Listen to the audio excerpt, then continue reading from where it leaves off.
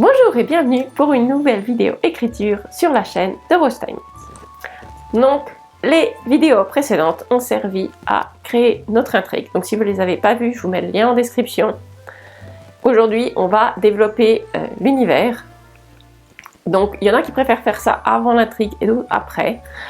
Donc, moi, j'aime bien savoir où je vais et ça me donne pas mal d'idées de connaître l'intrigue avant de développer l'univers. Donc, je le fais dans ce sens-là, mais libre à vous de le faire dans l'autre sens si vous êtes plus confortable comme ça.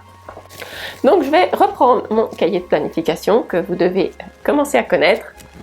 Donc, comme d'habitude, les fiches, certaines sont dans ma newsletter auteur.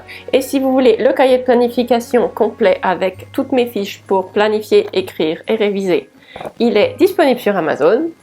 Aujourd'hui, on va s'attaquer à la création de l'univers et la géographie. Donc là, si vous êtes dans un truc contemporain avec une ville réelle, renseignez-vous sur les aspects spécifiques. Si c'est votre ville, peut-être vous avez assez d'informations, mais c'est toujours bien de noter les éléments que vous voulez absolument inclure dans votre histoire et qui sont importantes pour vous, et d'avoir un endroit pour garder toutes ces informations accessibles. Si vous écrivez de la fantasy ou de la science-fiction, vous allez passer un peu plus de temps sur cette étape parce que vous êtes en train de créer tout un monde ou tout un univers. Donc, j'ai plusieurs fiches pour définir la base de l'univers. Donc, il a un nom spécial, des populations spéciales et avoir une description générale de l'univers et de l'ambiance que vous voulez qu'il y ait dans cet univers. Parce que l'ambiance prend une grande partie. Donc, quand vous développez les lieux, vous êtes aussi en train d'instiller l'ambiance de votre roman dedans. Donc, si c'est un endroit réel, vous allez avoir des informations qui seront faciles à trouver. Sinon, il va falloir en inventer. Donc, moi, je commence par la liste des lieux où se passent les différentes scènes. Alors, des fois, je ne sais pas avant d'écrire et je vais remplir ça pendant l'écriture ou après. Parce que j'ai décidé que ça se passait à un certain endroit. Donc, il faut que mes lieux, je sache dans quelle planète ou pays ça se passe. Et j'ai en général une petite description ou caractérisation spécifique de ce lieu. Pourquoi ça doit être ce lieu et pas quelque chose d'autre? Parce que si ça peut être interchangeable, c'est aussi intéressant de savoir. Donc, j'ai une liste avec tous mes lieux. Et après, je vais passer à ce qui est géographie. Les points particuliers. S'il y a des lois de la physique qui sont un peu différentes parce que c'est de la fantasy ou de la science-fiction, il faut aussi avoir une idée de quelles sont les règles et quelles règles s'appliquent.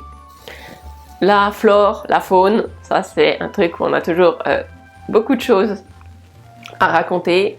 Et ça peut vous guider aussi pour l'intrigue après, parce que si vous venez de créer une plante super dangereuse et que vous savez qu'il doit leur arriver quelque chose de mal dans la forêt à un moment, ben votre plante elle est là pour ça. Il y a toutes les différentes créatures qui peuvent habiter dans votre monde, les dangers, les maladies, et s'il y a un climat particulier aussi. Donc ça, c'est tout pour faire monter votre ambiance. Après, j'ai une section cartes. Alors moi, je suis pas très douée pour les cartes.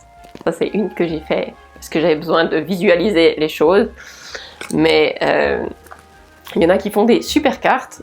Moi, je suis pas très douée pour ça. Il y a plein de méthodes pour créer des cartes, par exemple en fantasy, en mettant du riz sur une feuille. Ou une année, j'avais fait quelque chose avec de l'aquarelle et en soufflant dessus avec une paille, ça fait des continents qui sont assez sympas. Donc si vous voulez tout un univers, il y a plein de façons d'en créer.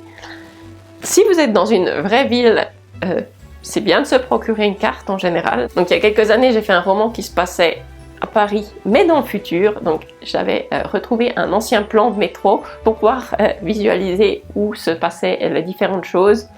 Donc si vous pouvez avoir un support pour être cohérent avec vous-même, c'est toujours bien pour aider. Donc j'ai une catégorie cartes et je vais essayer de développer l'univers. Donc pas forcément dans les grands détails, mais pour avoir assez d'éléments pour avancer l'histoire. Et c'est un endroit où quand j'ai inventé quelque chose en cours d'écriture, je vais le reporter ici pour que je m'en souvienne et que ça fasse partie des informations de base et que j'ai pas oublié par exemple mon animal qui vit dans l'arbre, comment il s'appelle, ou sa description et ce genre de choses. Donc c'est autant pour vous donner des idées que pour garder les informations importantes que vous avez créées, que vous les oubliez pas. Donc amusez-vous à créer votre monde et on se retrouve bientôt pour la prochaine partie de construction d'univers.